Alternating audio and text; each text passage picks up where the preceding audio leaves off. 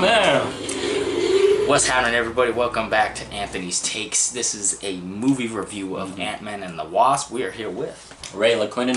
Yeah. So we just got out the movies, and as you know, with my movie reviews, first couple minutes, spoiler free, give a rating, what we thought, and I'll warn you guys for spoiler talk. All right.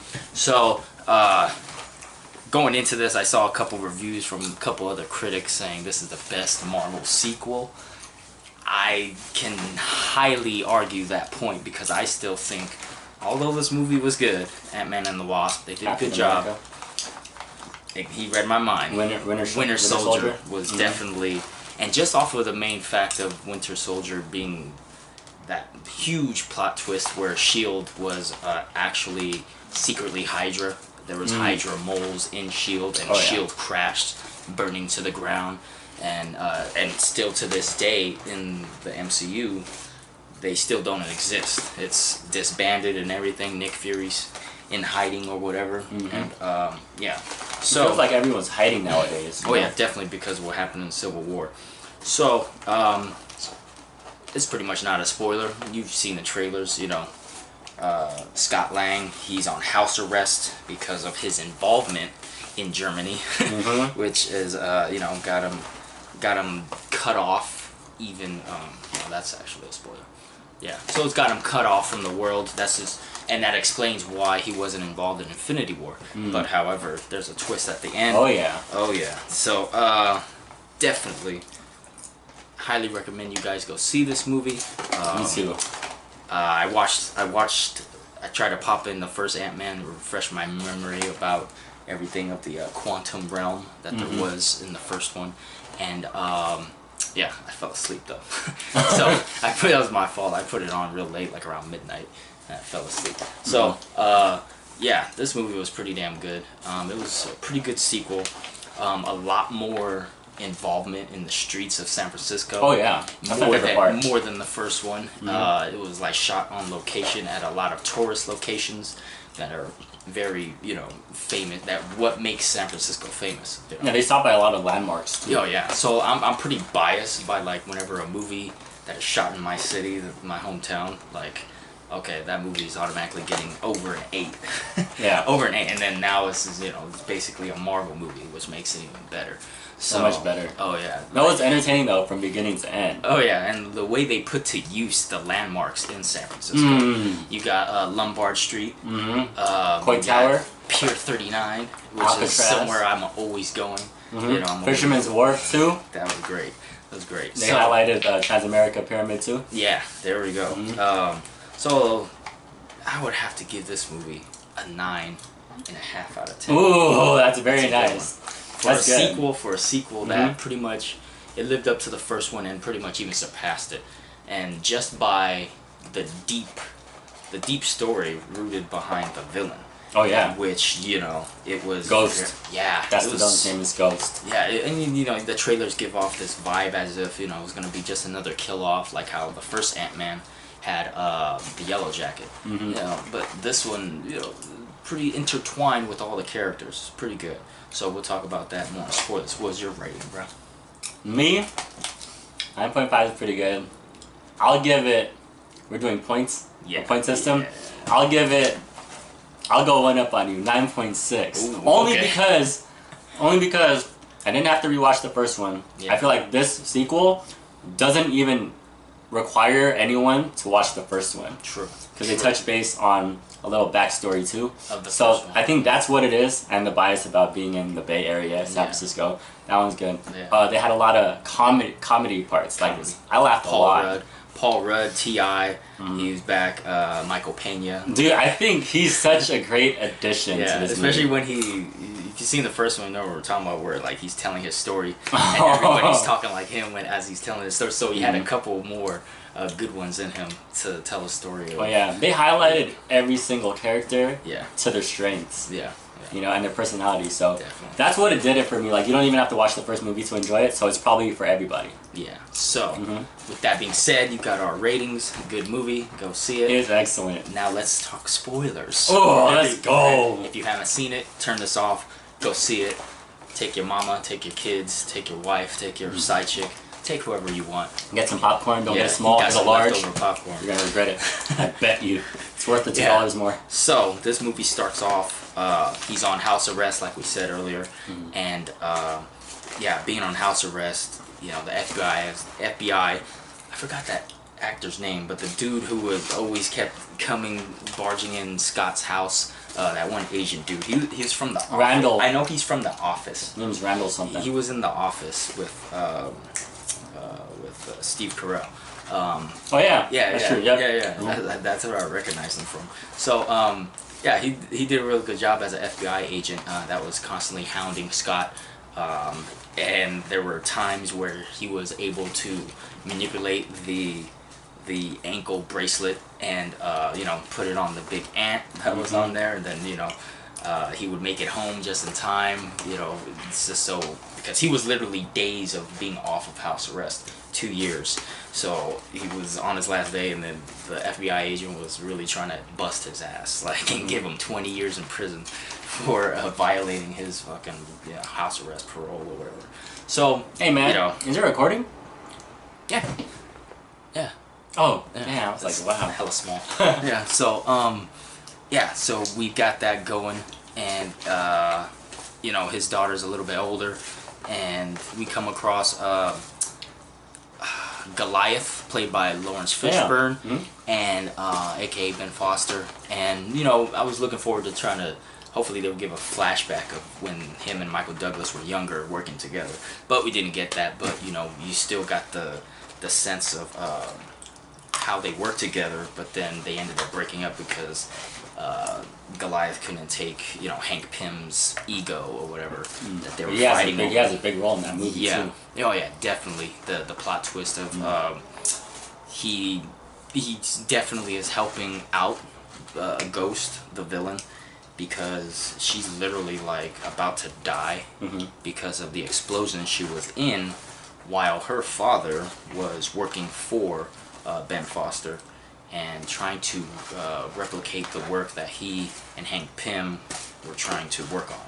Yep. But you know, by them breaking up, he still needed to continue his work, but it failed terribly. So she ended up being the one. Her parents died, and she suffered this, you know, catastrophe of like phasing in and out of everything.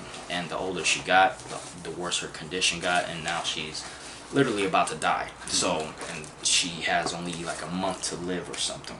So they definitely needed the help of Hank Pym, Evangeline Lilly's character, who's hot, by the way. Oh man, she's neck and neck with Black Widow, bro. I don't know. Yeah. No comment. No comment. So yeah. So she's really trying to use any means necessary to live. Basically, she needs to live, and she's trying to fight. You know, Hank Pym for his research and his tech, and they're all fighting over this box, which is actually a building, their lab, which Hank Pym is able to shrink down to any size he wants, and take it wherever he goes. I think that's really dope, dude. Yeah, that was one of the dopest things, and just like compared to the first movie, how everything is shrinking and getting bigger, shrinking, and yeah. So you got the ghosts trying to steal their tech, and of course they at the same time are trying to save the Wasp's mother, which is stuck in the quantum realm. Now the whole time in the first movie it was thought, you know, she was dead, but they casted Michelle Pfeiffer to play they casted her to play her mom. So when I saw that, I was like, oh, so the mom is alive, and they got a pretty good actress to play her. You know she was coming back. She was that was a good call on their part. Oh yeah, like she was like stuck 30 years in the quantum realm, and what made that possibility of them going to try to find her was supposedly going to the quantum realm meant you wasn't coming back, you were dead. But Scott did it in the first movie successfully. He shrunk down to, you know, the size of a molecule or smaller than a molecule, and was able to come back from it, you know, and he didn't die. So that gave hope to the daughter and Hank Pym. Gave hope to hope. Yeah, gave hope to hope that she's probably still alive. And so they successfully found her, brought her back, and at the same time, Ghost needed Hope's mother to die in order for her to live. But that ended up not being what happened. What happened right there when they came back out? Well, she just ended, oh yeah, well she just ended up having these powers. She put her hands over her head, and they did mention that when you get stuck in the quantum realm, your body starts to adapt to the surrounding environment. So apparently, like, maybe the molecules in your body as humans will change too. So you'll have all these healing powers. Yeah, she did tell Hank Pym, "I'm not the same person that you knew." So she has these abilities now from being in the quantum realm for so long. And so we'll see how that plays out later on. So it's dope. Yeah, they left it kind of open-ended, you know. Definitely. From beginning to end, all the action was pretty good. Oh yeah. When they were on the pier, when they were, up and down the streets of San Francisco, up and down the hills, the car chases, and then there was also that one character, Birch, who was, the person that was helping Hank Pym and his daughter Hope to build this tunnel. He was like a black market salesman or something like that, and he caught wind of, he started to catch on what they were trying to build, and he wanted in on it. He wanted to be part of it. He wanted to make money off of it, and this and that. And the whole time he's chasing Hank and Scott and Hope around the city, trying to get the tech also. So it was another side character, that was, trying to be a pain in their ass. And for he wouldn't go away. He just kept popping up. He played a good role, though. Yeah, he did a real good job of, making it harder for the heroes to succeed. So, pretty good. Yeah. It's pretty good. Yeah. Like, there's so many components to this movie. But it all ties together pretty well. They did a good job. And then towards the end of the movie, you're hoping for a tie-in for Infinity War, and it does happen. It definitely does happen, but it happens in the end credit scene, which as it should, though. Yeah. You gotta give the movie its shine, you know. Oh yeah, definitely. And then it basically, and I had a feeling this would happen. Oh, that would be great with at the end of the movie. You're gonna tell him? Are you gonna tell him? This is spoiler talk. This is spoiler man. Talk. Oh, so if you've seen it, what happens. Man. It definitely ties in to where, as this battle is going on in San Francisco, elsewhere in the cosmos, in Titan, over on Titan is literally where... Damn, too much games over here. Over on Titan is where Thanos was going up against the Avengers, and he snapped his finger. Oh, it was on Wakanda. I'm tripping. Yeah, it was on Wakanda where he got to snap his fingers with the gauntlet, and I've got it in my possession right now. Oh man. Ooh, damn. My bad. Oh damn. My bad. Just leave it alone. My bad. So, and he snaps his fingers. One by one, each of the heroes start to fade away into dust. So, in that end credit scene, they shrunk down that tunnel, and I guess they're still trying to help Ghost live, even though she seemed like she was fine. But I guess he took something where he was trying to get something out of the quantum, or like a dose of whatever is in there, like a sample or whatever. He was trying to capture that. So as they were about to bring him back, they're not. He thinks they're joking around. Oh, all right, come on, bring me back. But he's stuck in there because Hope, Hank Pym, and his wife fade away. Damn. Just like the Avengers. And yeah, I was like, oh, all three of them though. Like, I was expecting at least one of them because only half the population is supposed to fade away like that. So, but who knows if what if Scott wasn't in the quantum realm? Would he have faded away as well? I don't know. Probably.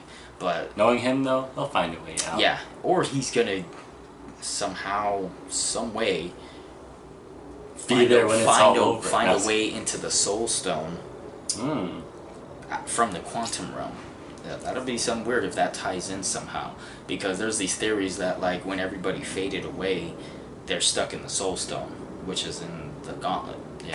So, which is why, presumably all of the Avengers are not really dead. Well, the ones that are faded away into dust are not really dead, but they're definitely gonna have to come back. Oh yeah. I mean, they started filming the sequel to Spider-Man: Homecoming, so you know he's not dead. So the comedy was definitely good, still on point. Michael Pena's character definitely lent his. You know, for some reason, I felt like this was a little funnier than Deadpool 2, man. Oh, really? I think so. That's my opinion myself. Yeah. My opinion myself. A little bit funnier. Yeah. Okay. I think smart funny. Maybe. Yeah. Like that's a raunchy funny for Deadpool too. Definitely, yeah. Yeah. It was rated R comedy. Oh yeah. Raunchy. Yeah. Pretty damn good movie. A good sequel. I recommend going for sure. A good follow up to Infinity War that has nothing to do with Infinity War. So we'll be looking forward to the next one. What is the next one that's coming up? Is Infinity War coming out before Spider? Nah, can't be. It's either Captain Marvel or the next Infinity War movie. This is the last Marvel movie of this year, of course. So yeah. Comment down below if I'm wrong. I think it is the next Avengers movie that's coming out. Yeah. Knowing you're probably and then right, Captain man. Marvel. And then Captain Marvel, for some reason Captain Marvel is coming out after the next Avengers. So comment down below what you guys thought of the movie. Let us know what your favorite parts of the movie were if you saw it. If you're watching this and you don't care about, I know a lot of people that don't care about spoilers. They like to watch these and then go see the movie. But definitely go check it out. Judge it for yourself. Oh yeah. Comment down below. Follow Ray LaCondenham on his YouTube channel. That's awesome. Oh man. You'll see us vlogging, eating. Oh yeah, right before the movies. The leading up to the movie. Go check that out, you guys. Watch it in order. That's behind the scenes over here. Yeah, there you go. Yeah. So if you enjoyed our movie review, hit the like button, subscribe, and share. If you did not, eat some popcorn. yeah.